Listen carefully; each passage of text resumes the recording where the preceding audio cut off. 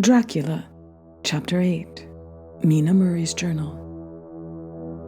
Same day, 11 o'clock. Oh, but I am tired.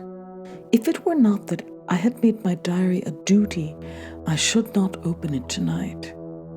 We had a lovely walk.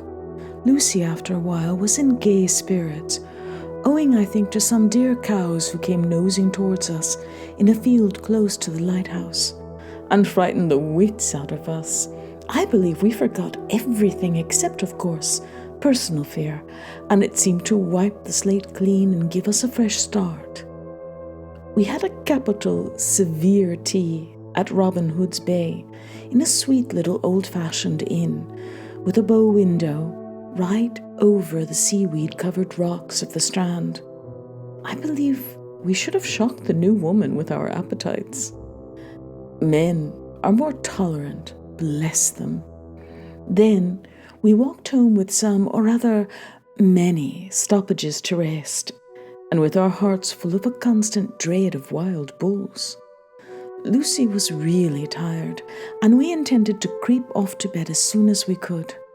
The young curate came in, however, and Mrs. Westerner asked him to stay for supper.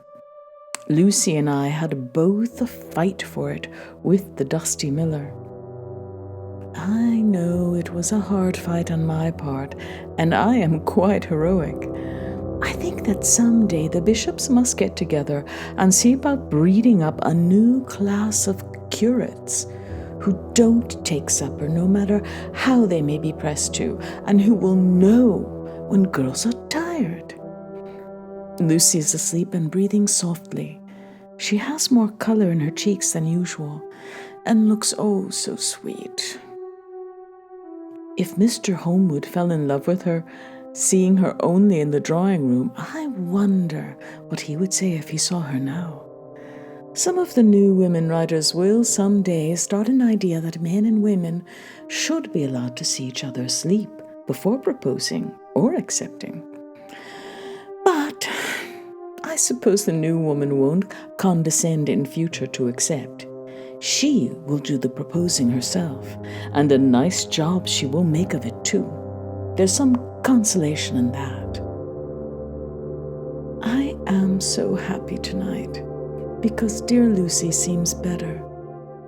I really believe she has turned the corner, and that we are over her troubles with dreaming. I should be quite happy if only I knew. If Jonathan... God bless him and keep him. 11 August, 3 a.m. Diary again. No sleep now, so I may as well write. I am too agitated to sleep. We have had such an adventure, such an agonizing experience. I fell asleep as soon as I had closed my diary, and suddenly I became broad awake and sat up with a horrible sense of fear upon me, and of some feeling of emptiness around me.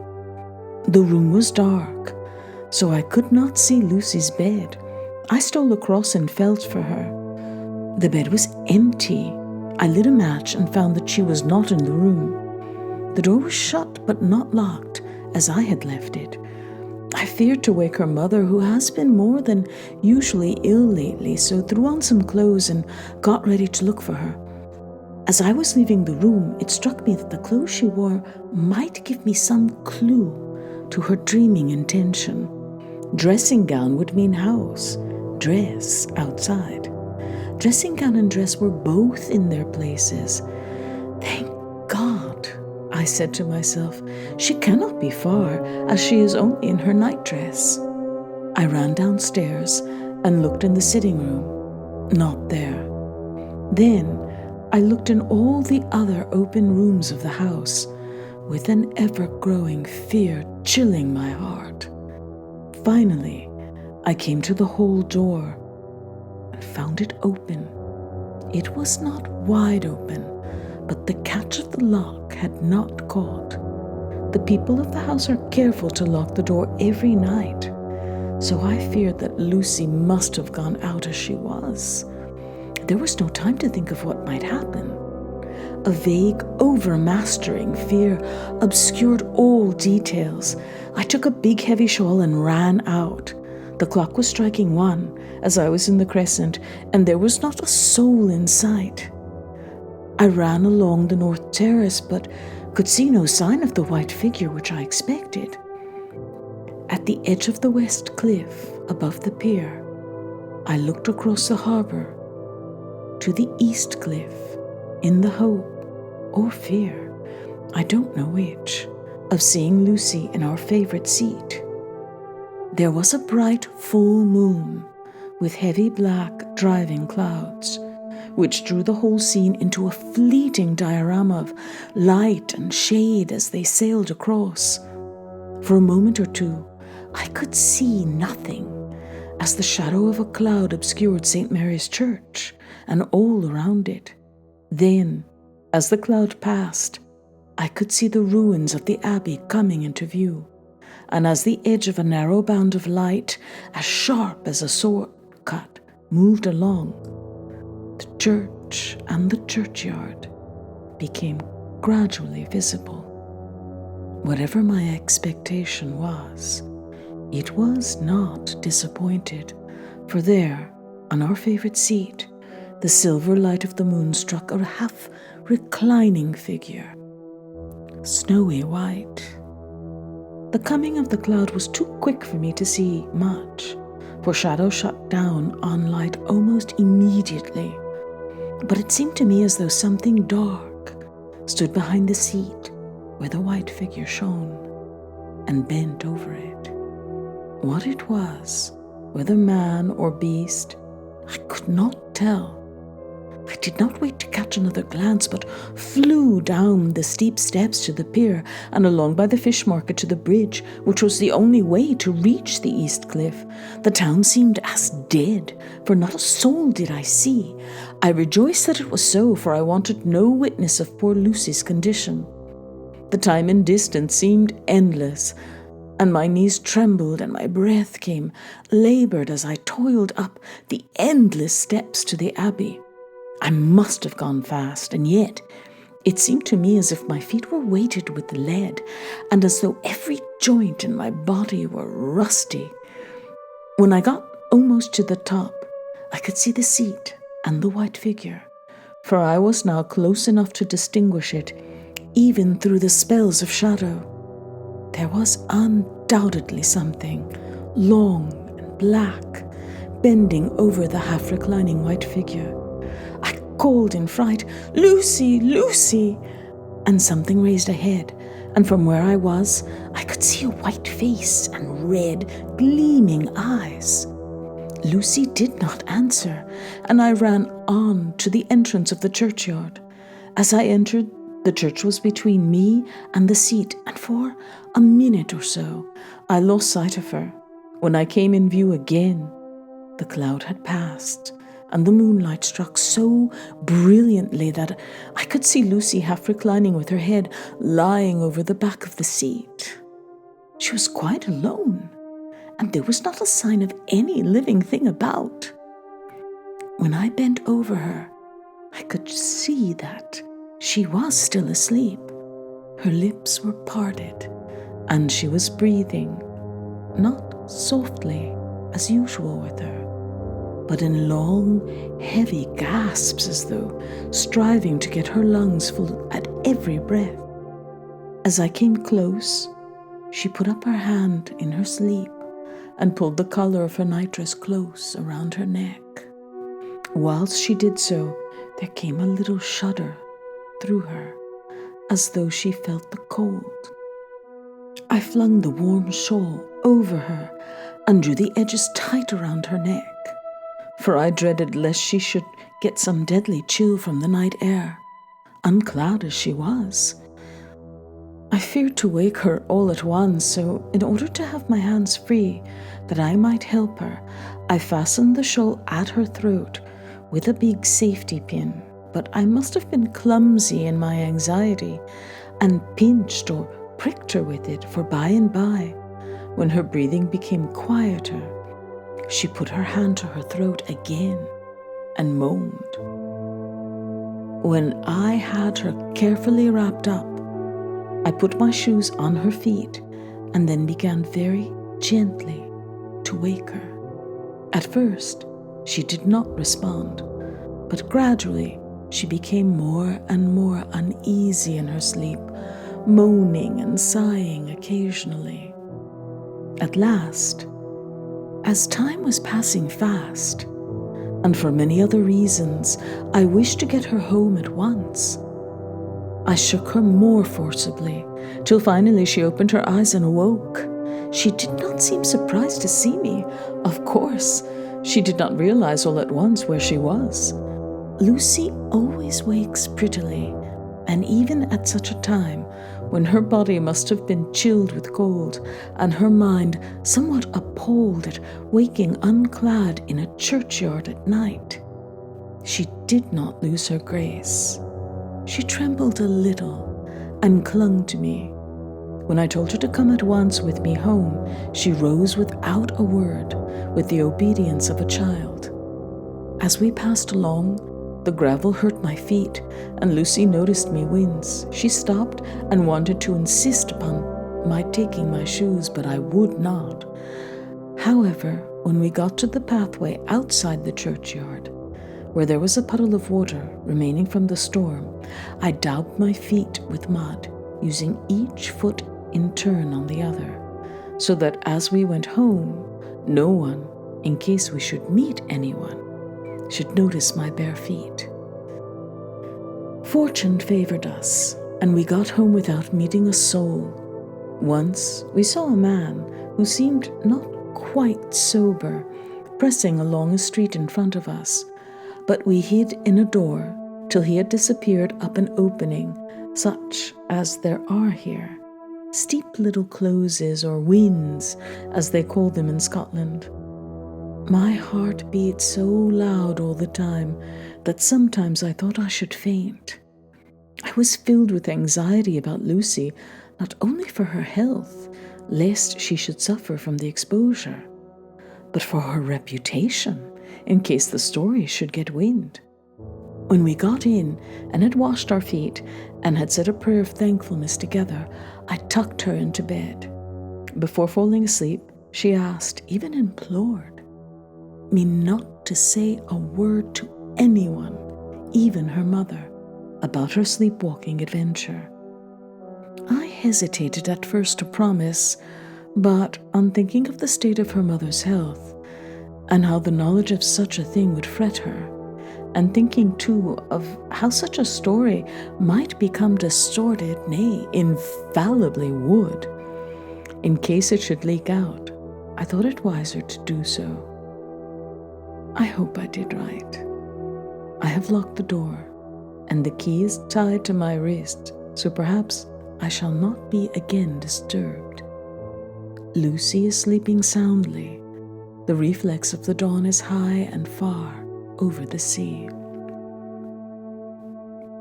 Same day, noon. All goes well. Lucy slept till I woke her and seemed not to have even changed her side.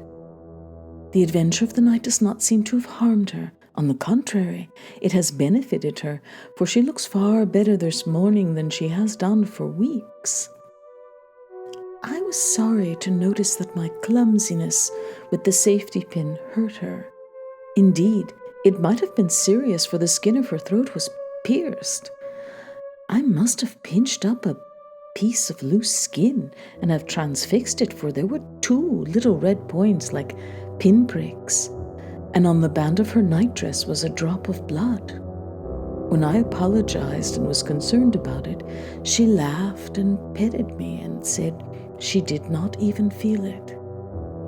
Fortunately, it cannot leave a scar, as it is so tiny. Same day, night. We passed a happy day. The air was clear and the sun bright, and there was a cool breeze. We took our lunch to Mulgrave Woods. Mrs. Westenra driving by the road, and Lucy and I walking by the cliff path, and joining her at the gate. I felt a little sad myself, for I could not but feel how absolutely happy it would have been had Jonathan been with me, but there, I must only be patient. In the evening, we strolled in the casino terrace and heard some good music by Spohr and Mackenzie and went to bed early. Lucy seems more restful than she has been for some time and fell asleep at once. I shall lock the door and secure the key the same as before, though I do not expect any trouble tonight. 12 August. My expectations were wrong, for twice during the night I was awakened by Lucy trying to get out. She seemed even in her sleep to be a little impatient at finding the door shut, and went back to bed under a sort of protest.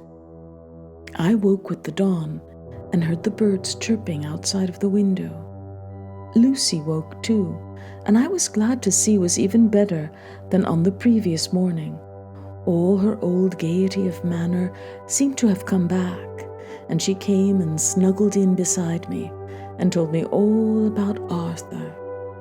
I told her how anxious I was about Jonathan, and then she tried to comfort me. Well, she succeeded somewhat, for though sympathy can't alter facts, it can help to make them more bearable.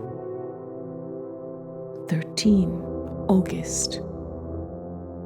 Another quiet day, and to bed with the key on my wrist as before. Again, I awoke in the night and found Lucy sitting up in bed, still asleep, pointing to the window. I got up quietly and, pulling aside the blind, looked out. It was brilliant moonlight, and the soft effect of the light over the sea and sky merged together in one great silent mystery. Was beautiful beyond words. Between me and the moonlight flitted a great bat, coming and going in great whirling circles. Once or twice it came quite close, but was, I suppose, frightened at seeing me, and flitted away across the harbour towards the abbey. When I came back from the window, Lucy had lain down again and was sleeping peacefully. She did not stir again all night. 14 August. On the East Cliff, reading and writing all day, Lucy seems to have become as much in love with the spot as I am, and it is hard to get her away from it when it is time to come home for lunch or tea or dinner. This afternoon she made a funny remark. We were coming home for dinner and had come to the top of the steps up from the West Pier and stopped to look at the view, as we generally do. The setting sun, low down in the sky, was just dropping behind Kettleness. The red light was thrown over on the East Cliff and the old abbey, and seemed to bathe everything in a beautiful rosy glow. We were silent for a while, and suddenly Lucy murmured as if to herself, "His red eyes again! They are just the same!" It was such an odd expression, coming apropos of nothing, that it quite startled me. I slewed round a little, so as to see Lucy well without seeming to stare at her, and saw that she was in a half-dreamy state, with an odd look on her face that I could not quite make out. So I said nothing, but followed her eyes. She appeared to be looking over at our own seat, whereon was a dark figure, seated alone. I was a little startled myself, for it seemed for an instant as if the stranger had great eyes like burning flames. But a second look dispelled the illusion. The red sunlight was shining on the windows of St. Mary's Church behind our seat, and as the sun dipped, there was sufficient change in the refraction and reflection to make it appear as if the light moved. I called Lucy's attention to the peculiar effect, and she became herself with a start, but she looked sad all the same. It may have been that she was thinking of that terrible night up there. We never referred to it, so I said nothing, and we went home to dinner. Lucy had a headache and went early to bed. I saw her asleep and went out for a little stroll myself. I walked along the cliffs to the westward and was full of sweet sadness, for I was thinking of Jonathan. When coming home, it was then bright moonlight, so bright, though the front of our part of the crescent was in shadow, everything could be well seen. I threw a glance up at our window and saw Lucy's head leaning out. I thought that perhaps she was looking out for me, so I opened my handkerchief and waved it. She did not notice or make any movement whatever. Just then, the moonlight crept round an angle of the building, and the light fell on the window. There distinctly was Lucy, with her head lying up against the side of the windowsill, and her eyes shut. She was fast asleep, and by her, seated on the windowsill, was something that looked like a good-sized bird. I was afraid she might get a chill, so I ran upstairs, but as I came into the room, she was moving back to her bed, fast asleep, and breathing heavily. She was holding her hand to her throat, as though to protect it from cold. I did not wake her, but tucked her up warmly. I have taken care that the door is locked and the window securely fastened. She looks so sweet as she sleeps, but she is paler than is her wont, and there is a drawn, haggard look under her eyes which I do not like. I fear she is fretting about something. I wish I could find out what it was. 15 August. Rose later than usual. Lucy was languid and tired and slept on after we had been called. We had a happy surprise at breakfast. Arthur's father is better and wants the marriage to come off soon. Lucy is full of quiet joy, and her mother is glad and sorry at once. Later on in the day, she told me the cause. She is grieved to lose Lucy as her very own, but she is rejoiced that she is soon to have someone to protect her. Poor dear sweet lady. She confided to me that she has got her death warrant. She has not told Lucy and made me promise secrecy. Her doctor told her that within a few months at most, she must die, for her heart is weakening. At any time, even now, a sudden shock would be almost sure to kill her. We were wise to keep from her the affair of the dreadful night of Lucy's sleepwalking. 17 August. No diary for 2 whole days. I have not had the heart to write. Some sort of shadowy pall seems to be coming over our happiness. No news from Jonathan.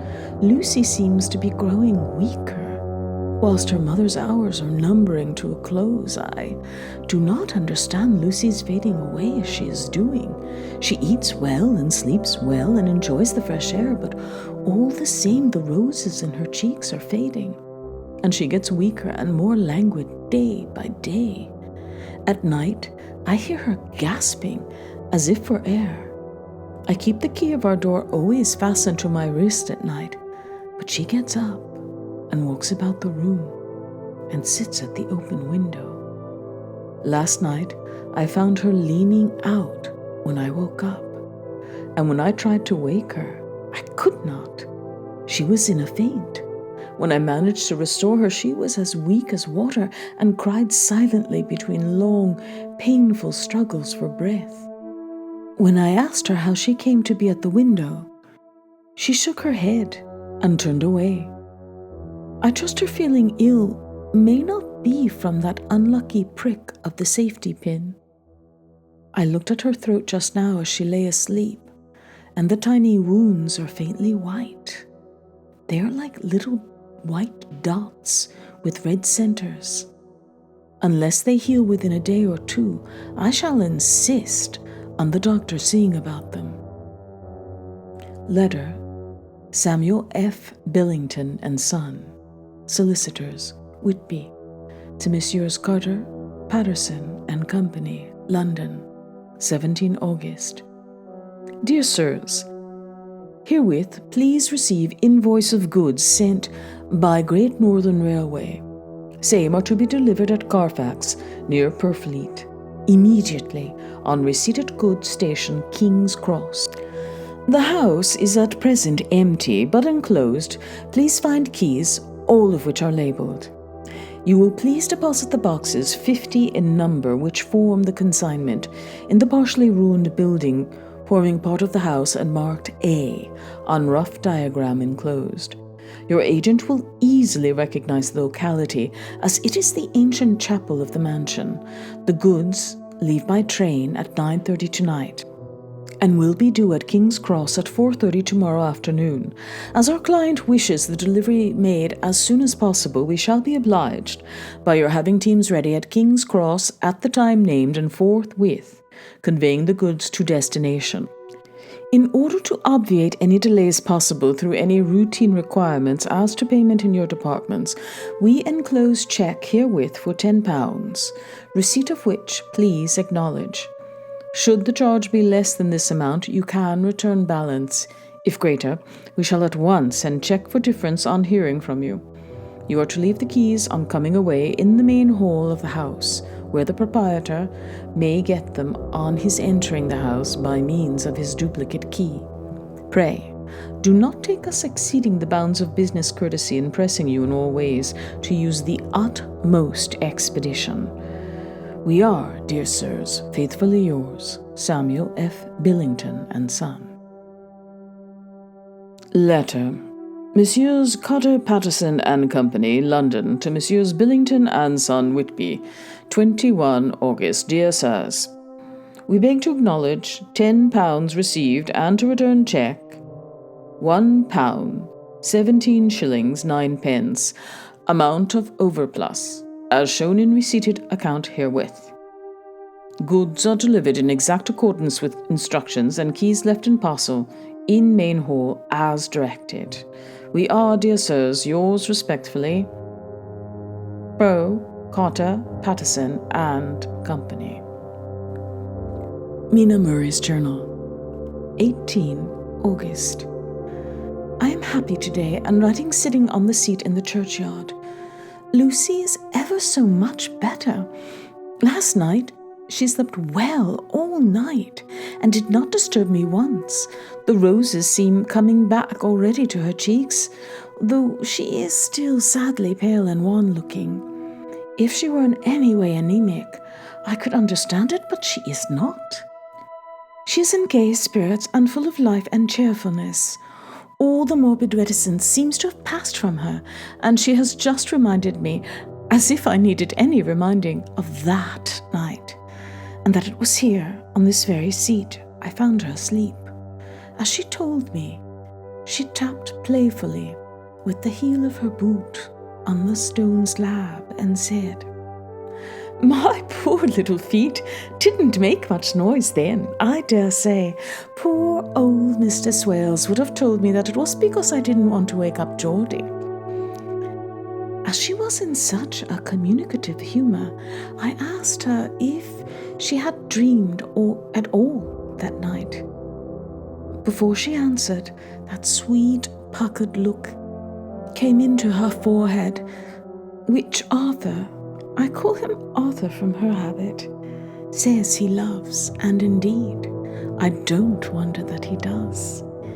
Then she went on in a half-dreaming kind of way, as if trying to recall it to herself. "I didn't quite dream, but it all seemed to be real. I only wanted to be here in this spot. I don't know why, for I was afraid of something. I don't know what. I remember, though, I suppose I was asleep, passing through the streets and over the bridge. A fish leaped as I went by, and I leaned over to look at it, and I heard a lot of dogs howling. The whole town seemed as if it must be full of dogs, all howling at once, as I went up the steps. Then I had a vague memory of something long and dark with red eyes, just as we saw in the sunset, and something very sweet and very bitter all around me at once. And then I seemed to sinking into deep green water, and there was a singing in my ears, as I have heard there is to drowning men. And then everything seemed passing away from me. My soul seemed to go out from my body and float about the air. I seem to remember that once the West Lighthouse was right under me, and then there was a sort of agonizing feeling as if I were in an earthquake, and then I came back and found you shaking my body. I saw you do it before I felt you. Then she began to laugh. It seemed a little uncanny to me. I listened to her breathlessly. I did not quite like it and thought it better not to keep her mind on the subject.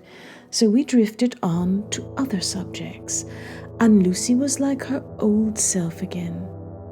When we got home, the fresh breeze had braced her up, and her pale cheeks were really more rosy.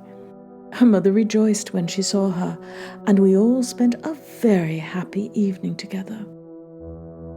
19 August. Joy, joy, joy, although not all joy. At last, news of Jonathan.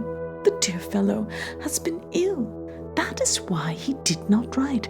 I am not afraid to think it or say it, now that I know. Mr. Hawkins sent me on the letter and wrote himself. Oh, so kindly. I am to leave in the morning and go over to Jonathan, and to help to nurse him if necessary, and to bring him home. Mr. Hawkins says it would not be a bad thing if we were to be married out there. I have cried over the good sister's letter till I can feel it wet against my bosom, where it lies. It is of Jonathan, and must be next my heart, for he is in my heart. My journey is all mapped out and my luggage ready. I am only taking one change of dress.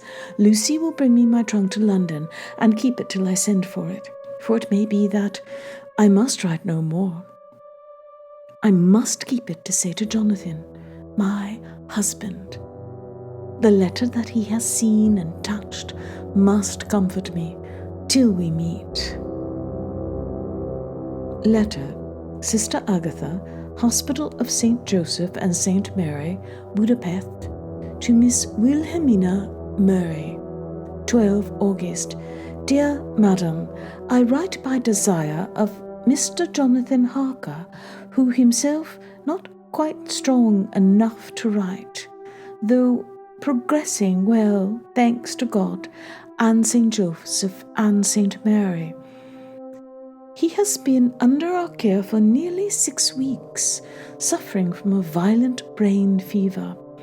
He wishes me to convey his love and to say that by this post I write for him to Mr. Peter Hawkins, Exeter, to say with his dutiful respects that he is sorry for his delay and that all of his work is completed. He will require some few weeks' rest in our sanatorium in the hills, but will then return. He wishes me to say that he has not sufficient money with him, and that he would like to pay for his staying here, so that others who need shall not be wanting for help. Believe me, yours, with sympathy and all blessings, Sister Agatha. P.S. My patient being asleep, I open this to let you know something more. He has told me all about you, and that you are shortly to be his wife. All blessings to you both. He has had some fearful shock.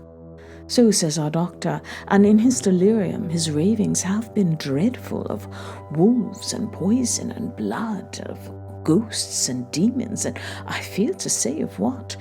Be careful with him always, that there may be nothing to excite him of this kind for a long time to come. The traces of such an illness as his do not lightly die away. We should have written long ago, but we knew nothing of his friends, and there was nothing on him that anyone could understand. He came in from Klausenberg, and the guard was told by the station master there that he rushed into the station shouting for a ticket for home. Seeing from his violent demeanour that he was English, they gave him a ticket for the furthest station on the way thither that the train reached. Be assured that he is well cared for. He has won all hearts by his sweetness and gentleness. He is truly getting on well, and I have no doubt will in a few weeks be all himself. But be careful of him, for safety's sake. There are, I pray God and St. Joseph and St. Mary, many, many happy years for you both. Dr. Seward's Diary, 19 August. Strange and sudden change in Renfield last night. About 8 o'clock he began to get excited and sniff about as a dog does when setting. The attendant was struck by his manner, and knowing my interest in him, encouraged him to talk. He is usually respectful to the attendant and at times servile, but tonight the man tells me he was quite haughty, would not condescend to talk with him at all. All he would say was, "I don't want to talk to you. You don't count now. The master is at hand." The attendant thinks it is some sudden form of religious mania which has seized him. If so, we must look out for squalls, for a strong man with homicidal and religious mania at once might be dangerous. The combination is a dreadful one.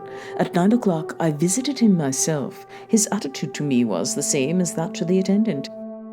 In his sublime self-feeling, the difference between myself and attendant seemed to him as nothing. It looks like religious mania, and he will soon think that he himself is God. These infinitesimal distinctions between man and man are too paltry for an omnipotent being. How these madmen give themselves away.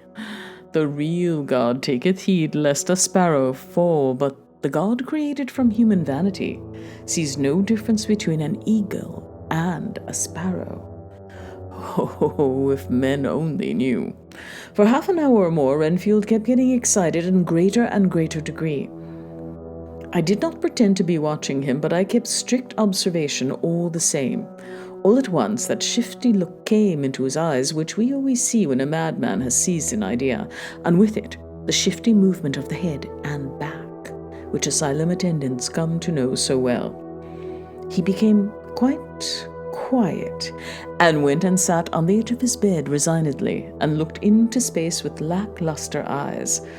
I thought I would find out if his apathy were real or only assumed, and try to lead him to talk of his pets, a theme which had never failed to excite his attention.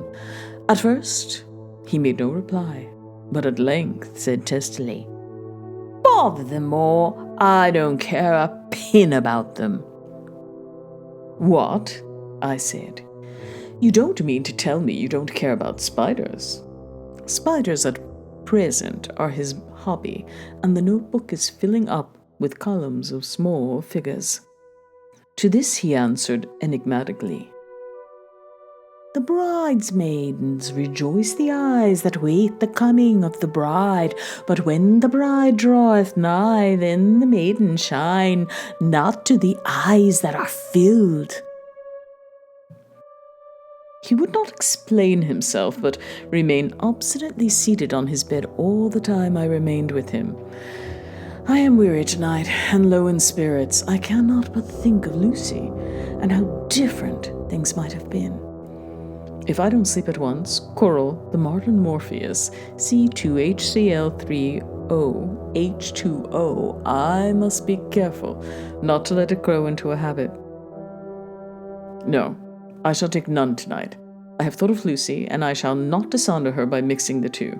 If need be, tonight shall be sleepless. Later.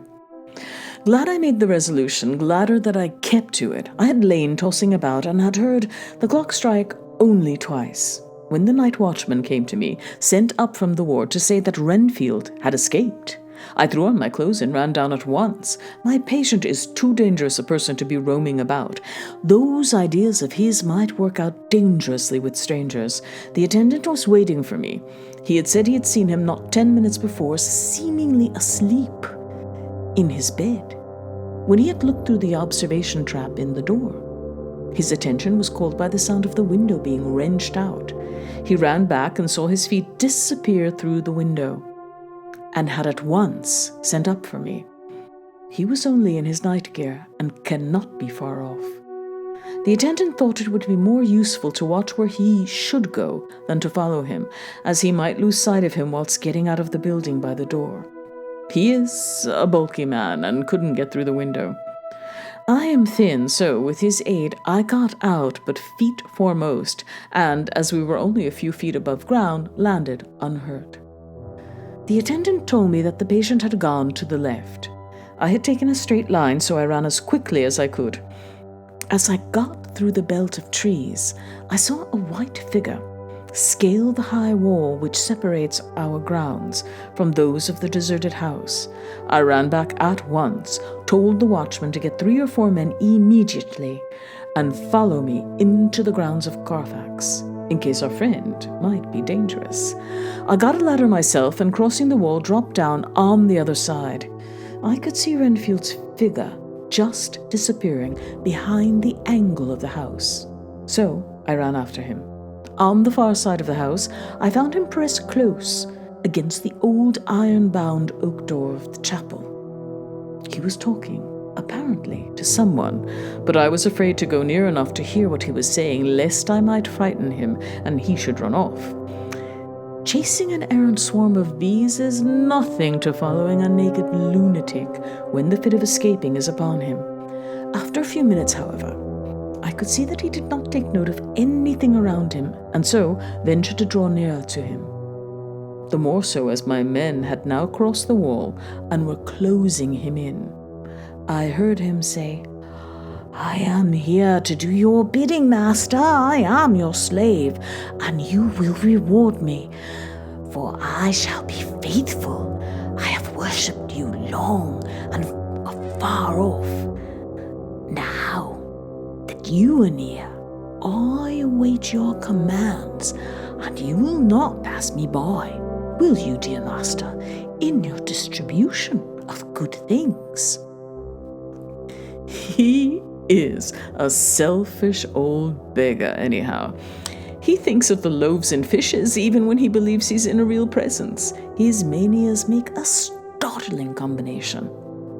When we closed in on him, he fought like a tiger. He is immensely strong, for he was more like a wild beast than a man. I never saw a lunatic in such a paroxysm of rage before, and I hope I shall not again. It is a mercy that we found out his strength and his danger in good time. With strength and determination like his, he might have done wild work before he was caged. He is safe now, at any rate. Jack Shepherd himself couldn't get free from the strait waistcoat that keeps him restrained, and he's chained to the wall in the padded room. His cries are at times awful, but the silences that follow are more deadly still, for he means murder in every turn and movement. Just now he spoke coherent words for the first time. "I shall be patient, master. It is coming, coming, coming." So I took the hint and came to. I was too excited to sleep, but this diary has quieted me, and I feel I shall get some sleep tonight.